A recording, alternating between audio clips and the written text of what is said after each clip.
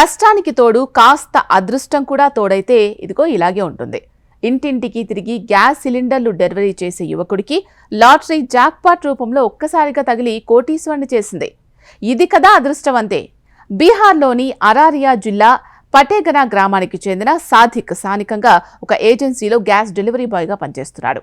ఇతనికి క్రికెట్ అంటే చాలా ఇష్టం. దీంతో అతను డ్రీమ్11 యాప్లో తరచూ గేమ్స్ ఆడుతూ ఉంటాడు. కష్టే ఫలి అని పెద్దలంటూ ఉంటారు.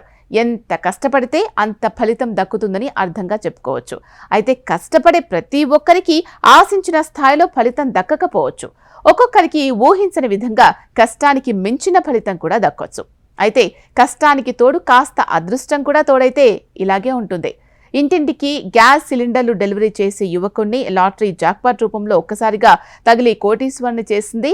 సో అతను కేవలం 49 రూపాయలతోనే లాటరీని కొట్టి కోట్ల రూపాయలు ఆర్జించగలిగాడు.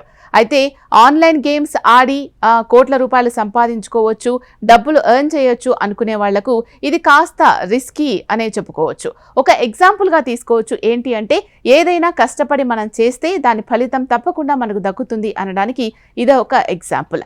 14న జరిగిన భారత్-ఆఫ్ఘనిస్తాన్ T20 మ్యాచ్ సందర్భంగా డ్రీమ్11లో ఫ్యాంటసీ క్రికెట్ గేమ్ ఆడాడు అతడు. కేవలం 49 రూపాయలు మాత్రమే పెట్టుబడిగా పెట్టి అతను గేమ్ ఆడడం జరిగింది.